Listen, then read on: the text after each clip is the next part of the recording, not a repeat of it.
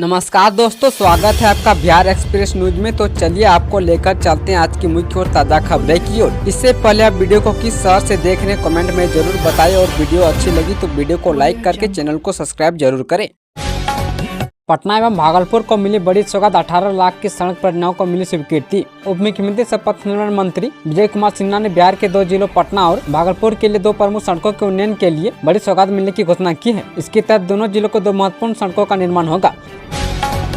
बिहार के सभी स्कूलों में पहुंची एसआईटी रिपोर्ट से शिक्षा विभाग के उड़े होश। बिहार सरकार स्कूलों के हालात सुधारने में जुटी है। शिक्षा विभाग के अपर मुख्य सचिव डॉक्टर एस सिद्धार्थ खुद मोर्चा संभाले हैं। वो रोज 10 स्कूलों के हेडमास्टर और टीचर्स को वीडियो कॉल कर रहे हैं। साथ ही गुप्त जांच टीम भी स्कूलों का हाल देख रही है। रिपोर्ट में 60% स्कूलों की हालत खराब बताई गई है। साफ सफाई, बच्चों की उपस्थिति, टीचर्स की पढ़ाई में रुचि जैसी कई समस्या सामने आई है। पूरे बिहार में हो रही शादी की चर्चा। एमपी से जम्मू पहुंची प्रेमिका। मध्य प्रदेश की एक प्रेमिका अपने प्रेमी से शादी रचाने के लिए सैकड़ों किलोमीटर दूर बिहार के जम्मू पहुंच गई। प्रेमिका ने प्रेमी से कहा कि जल्दी करो नहीं तो मेरे हाथ पीले हो जाएंगे और तुम मुंह देखते रह जाओगे। ये सुन प्रेमी के घर वाले अचंभित रह गए। आखिरकार दोनों के राजा मंदिर से घर वालों ने पत्नेश्वर नाथ मंदिर में उनकी शादी करा दी। सब पार्टी ठीक रहेगी लेकिन जदयू गड़बड़ा जाएगा, नीतीश के करीबी नेता ने क्यों कह दी ऐसी बात। जदयू के राष्ट्रीय कार्यकारी अध्यक्ष सांसद संजय कुमार झा ने कहा कि लोकसभा चुनाव में ये कहा जा रहा था कि सब पार्टी ठीक रहेगी लेकिन जदयू गड़बड़ा जाएगा। वहीं जदयू का क्या प्रदर्शन रहा आप सभी लोगों ने देखा है। झा ने कहा कि दिल्ली में सरकार चल रही है, उसमें बिहार का बहुत बड़ा योगदान है। वहीं निर्मला सीतारमण यहाँ आई थी। दरभंगा व मधुबनी में हजारों करोड़ रुपए का ऋण बांटी है। जब यह बजट पढ़ रही थी तो विपक्ष के लोगों ने कहा कि यह बिहार का बजट है।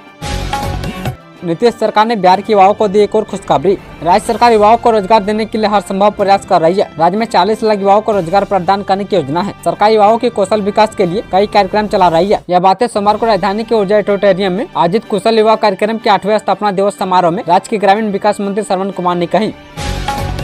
श्रीलंका के राष्ट्रपति पहुंचे बिहार। बोधगया में किया गया शानदार स्वागत। श्रीलंका के राष्ट्रपति अनुराग कुमार आज सुबह बोधगया पहुंचे। उनके साथ विदेश मंत्री विजिता हेरात और उप वित्त मंत्री अनिला जयंता व अधिकारियों के एक दल था। बीटीएमसी के सभी महाबोधि सोसाइटी ऑफ इंडिया के महासचिव पी शिवाली थेरो ने उनका भव्य स्वागत किया। उसके बाद महाबोधि सोसाइटी के जयश्री महाबोधि मंदिर में पूजा कर भगवान बुद्ध व उनके शिष्यों के अस्थि अवशेष का दर्शन करेंगे। लगभग 1.5 घंटे बुद्ध भूमि पर व्यतीत कर वापस एयरपोर्ट के लिए रवाना हो जाएंगे।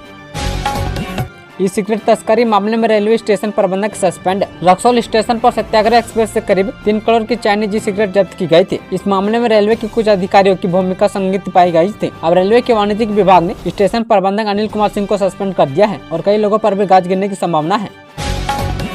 रात के पारे में भी बढ़ते दिन में अच्छी धूप से राहत, जाने मौसम विभाग का लेटेस्ट अपडेट। जिले में अब सुबह सुबह कड़ाके की सर्दी पड़ने लगी है। बीते कुछ दिनों से सुबह की शुरुआत कनकनी वाली ठंड से हो रही है। हालांकि राहत की बात यह रहती है कि दिनों में अच्छी धूप निकल जाती है जिससे लोगों को राहत महसूस होती है। सुबह शाम लोग इस कंपकपाती ठंड से बचने के लिए आग का सहारा ले रहे हैं। बीते कुछ दिनों से सुबह में कोहरा कम देखने को मिल रहा है।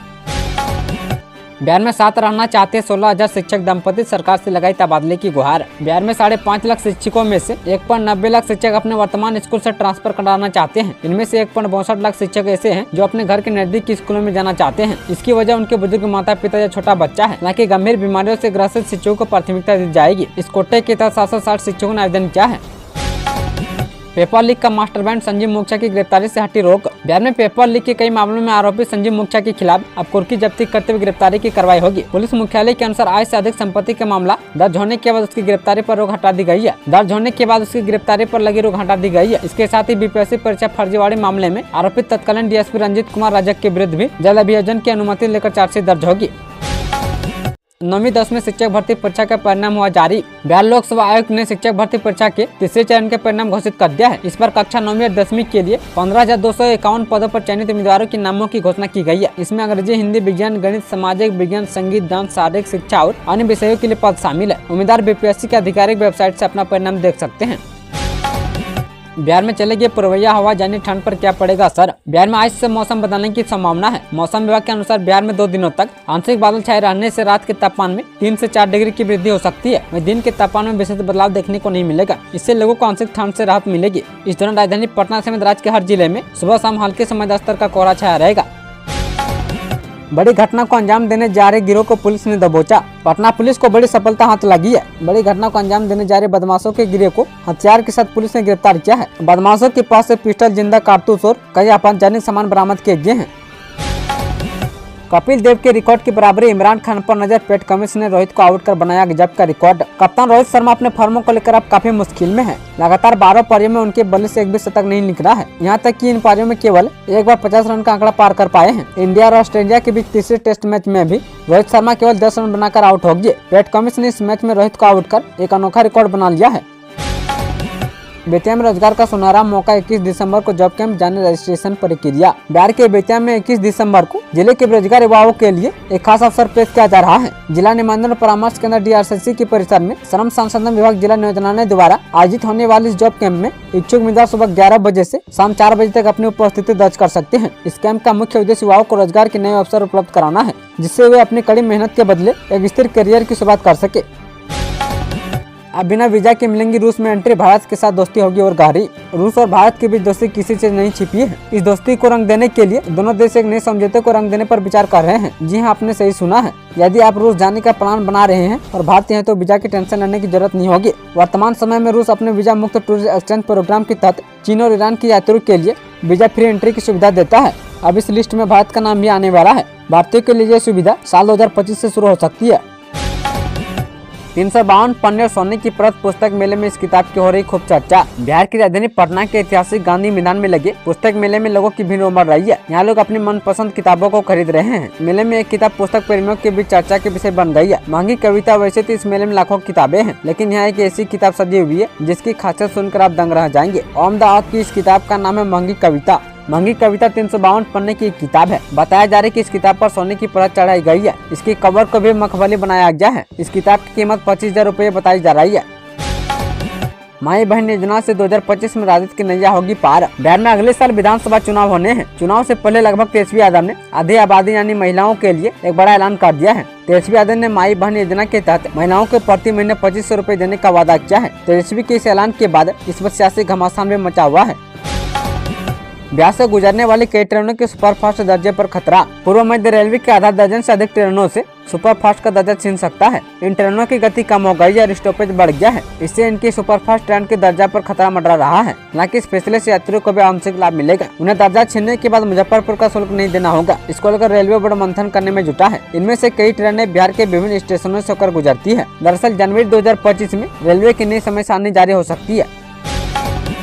चुनाव से पहले किसानों को मालामाल करने की तैयारी में है नीतीश सरकार। किसानों को अलान पर सब्जियां उगाने के लिए उद्यान विभाग ने नई योजना की शुरुआत की है। इसके लिए विभाग किसानों की मदद भी करने जा रहा है। अलान पर सब्जियां उगाने वाले किसानों को 80% तक अनुदान मिलेगा। इस योजना का लाभ वैसे किसानों को मिलेगा जो DBT पोर्टल पर पंजीकृत है। ऑनलाइन आवेदन करने वाले किसानों को पहले आओ पहले पाओ के तहत योजना का लाभ दिया जाएगा।